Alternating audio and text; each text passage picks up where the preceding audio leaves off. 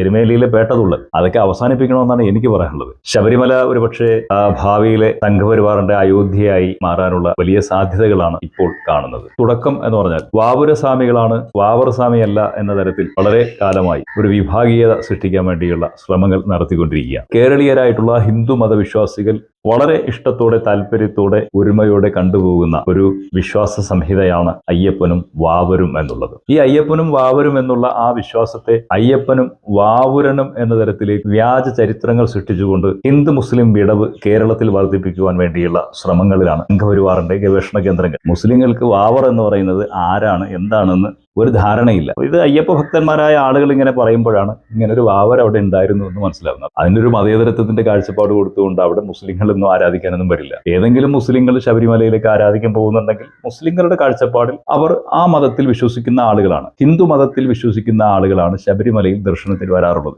അവർ പോകുന്ന വഴികളിൽ പള്ളിയിലോ ചർച്ചിലോ കയറുകയോ കാണുകയോ പ്രാർത്ഥിക്കുകയോ കാണിക്കയിടുകയോ ഒക്കെ ചെയ്യുന്നുണ്ട്. അതുണ്ടാവണം എന്നുള്ളത് നിർബന്ധമായ ഒരു കാര്യമല്ല. ശബരിമലയുടെ വിശ്വാസവുമായി ബന്ധപ്പെട്ടോ ആചാരവുമായി ബന്ധപ്പെട്ടോ അത്തരം വിഷയങ്ങൾ ഉണ്ട് എങ്കിൽ അത് വേണമോ വേണ്ടയോ എന്ന് തീരുമാനിക്കാനുള്ള ധാർമ്മികമായ ഉത്തരവാദിത്വം ഹിന്ദു മതവിഭാഗത്തിനാണുള്ളത്. അതുകൊണ്ട് ഹിന്ദു മതവിഭാഗത്തിന്റെ ആളുകൾക്ക് വേണമെങ്കിൽ തീരുമാനിക്കാം അവരുടെ നടയിൽ പോയി പൈസ ഇടണോ അല്ലെങ്കിൽ ഏതെങ്കിലും ആർത്തുങ്കൽ പള്ളിയിൽ പോയിട്ട് കാണിക്കയിടണോ എന്നൊക്കെയുള്ളത് അവർക്ക് തീരുമാനിക്കാൻ പറ്റുന്ന കേസാണ്. ഇത് അവർ നിർത്തുന്നത് കൊണ്ട് മുസ്ലിം സമുദായത്തിനോ ക്രൈസ്തവ സമൂഹത്തിനോ ഒന്നും സംഭവിക്കാൻ പോകുന്നില്ല. അധികാരത്തിന് വേണ്ടി വർഗീയത വളർത്താൻ വേണ്ടി ഈ പ്രശ്നങ്ങൾ പർവ്വതീകരിക്കുകയും അതിനെ ഊതി വീർപ്പിക്കുകയും അതിനെ വെറുപ്പിന്റെ വിദ്വേഷത്തിന്റെ പ്രചരണങ്ങളാക്കി മാറ്റുകയും ചെയ്യുന്ന ഒരു രീതി ശരിയല്ല.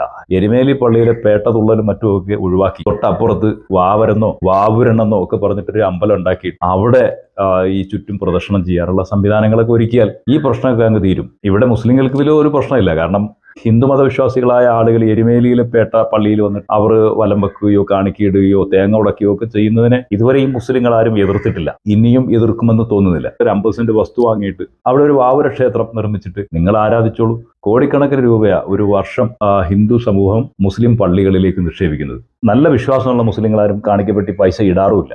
RSSനോട് നമുക്ക് പറയാനുള്ളത്, നിങ്ങൾ ഈ വർഗീയതയും വിദ്വേഷവും വെറുപ്പും ഒക്കെ അങ്ങോട്ട് ഒന്ന് മാറ്റിവെക്ക്. മനുഷ്യരായി എല്ലാവരും ജീവിക്കാൻ വേണ്ടി ജനിക്കുന്നവരല്ല. അവർക്ക് ജീവിച്ച് മരിക്കാൻ വേണ്ടിയുള്ള ഒരു സാഹചര്യം ഒരുക്കി കൊടുക്കുക. നിങ്ങൾ വീടുകൾ ഇടിച്ചു പൊളിക്കുക, പിന്നെ പൗരത്വം നിഷേധിക്കുക, രാജ്യത്ത് നാട്ടി ഓടിക്കുക, കൊലപ്പെടുത്തുക, മാനഭംഗപ്പെടുത്തുക, വ്യക്തിത്വം നശിപ്പിക്കുക, അന്തസ്സും അഭിമാനം ചോദ്യം ചെയ്യുക, ഈ വിഷയങ്ങളൊക്കെ അവസാനിപ്പിച്ചിട്ട് അവരെങ്ങനെ ജീവിക്കട്ടെ എന്ന് വിചാരിക്കുക. നിങ്ങളുടെ വിശ്വാസങ്ങളെ, മതവിശ്വാസങ്ങളെ ഒരു ഹിന്ദു ഐഡിയോളജിയിലേക്ക് രൂപപ്പെടുത്താൻ വേണ്ടിയുള്ള പഠനങ്ങളും പദ്ധതികളുമാണ് നടപ്പാക്കേണ്ടത്. ഇപ്പോൾ ഒരു 100-150 വർഷമേ ആയിട്ടുണ്ടാവുള്ളൂ ഹിന്ദു മതം രൂപവൽക്കരിക്കപ്പെട്ടിട്ട്. ലോകത്തിന്റെ നാനാഭാഗത്തു നിന്ന് വന്നിട്ടുള്ള ആഫ്രിക്കക്കാരായ, പേർഷ്യക്കാരായ, റോമൻകാരായ, ചൈനക്കാരായ, ശ്രീലങ്കക്കാരായ കുടിയേറിയ ആളുകളെയാണ് ക്രൈസ്തവരും യഹൂദരും മുസ്ലിങ്ങളും ഒഴികെയുള്ള ജനവിഭാഗങ്ങളെ മുഴുവൻ ചേർത്തുകൊണ്ടാണ് ആര്യസമാജം പിന്നീട് ഹിന്ദു മതമായി രൂപപ്പെടുത്താൻ വേണ്ടി ശ്രമിക്കുകയും ഹിന്ദു മഹാസഭയെയും RSSനെയും ഉപയോഗിച്ചുകൊണ്ട് അതിനെ ഒരു ഹിന്ദു ഐഡിയോളജിയായി ഇവിടെ അവതരിപ്പിക്കുകയും ചെയ്തിട്ടുള്ളത്, ഇന്ന് വളർത്തിക്കൊണ്ടിരിക്കുകയും ചെയ്യുന്നത്. അതുകൊണ്ട് ഹിന്ദുമതം ഉണ്ടാവട്ടെ, അത് വളരട്ടെ.